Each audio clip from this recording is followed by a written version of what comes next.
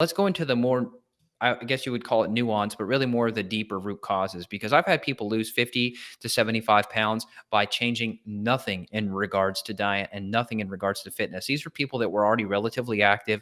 These were people that already had their diet dialed in. They were mostly animal based, good quality meats, doing fine on the protein and the fats, but they had these other root cause issues. And I'd say the first place would be to go is the gut.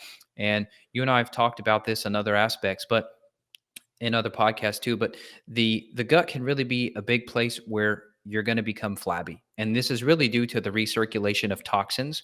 When you have bacterial overgrowth in your gut, which is an extremely common thing, this is not rare. When you have a bacterial overgrowth, in general, that can create an elevation of what's called beta glucuronidase, which is an enzyme that's going to cause you to recirculate hormones. And so you have this personal trainer beating you up and you're not making progress. If you don't look at this marker and you don't fix the gut, you're likely not going to have many results. And the personal trainer is going to take it personal. They're going to try to hit you harder. They're going to try to kill you. And I've heard this before where women are literally dropping out of fitness classes because the instructor's just beating, beating, beating. And it's like, that's the definition of insanity. So you've got to get to these root causes. If you've got this recirculation of hormones and or toxins like mycotoxins, I don't care how hard you hit the CrossFit, you're not going to get the results that you want. Absolutely. And also just if the fat's over that muscle, you're going to feel a little bit flabbier, even though the muscle underneath getting a little bit stronger. So, I always recommend getting your macronutrients dialed in, getting your carbohydrates in check so you're not overdoing it. Because the more carbohydrate you make, the more insulin, the more you're going to be storing your fuel as fat. And again, the more your metabolism's higher, you're more ectomorphic, you're leaner naturally, you can handle more carbohydrates, right?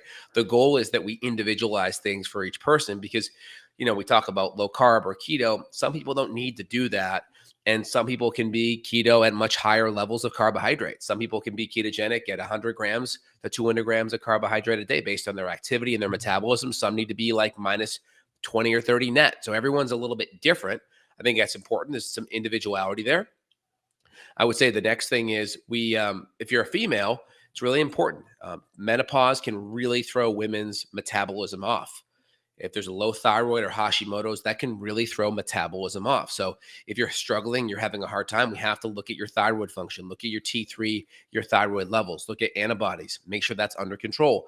If progesterone and estrogen is very low, especially estriol and progesterone, that can affect muscle building. Progesterone is really important for collagen and elasticity formation.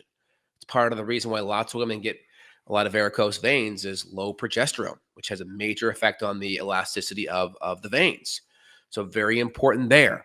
And then I would also say toxin exposure, right? If you have lots of estrogens, if you're estrogen dominant from birth control pills or estrogen from meats or milks or soy, that could put you in more of a fat storing mode because these hormones produce more fat. And then guess what? Your fat also has an exocrine function in regards to producing estrogen. So the fatter you get, then the more fat you get, and the more estrogen your fat cells produce. It's this like downward spiral that just kind of is a positive feedback loop that gets worse and worse as you go along. So you really have to look at toxins in meat, pesticides, which are all hormone based, drugs that are going to have estrogens in it, birth control pills, etc., milks, plastics, eating your foods out of plastic, especially plastics that you're warming things up on or you're letting UV light hit. Definitely not a good thing out of the gates. Yeah, well said on the thyroid too.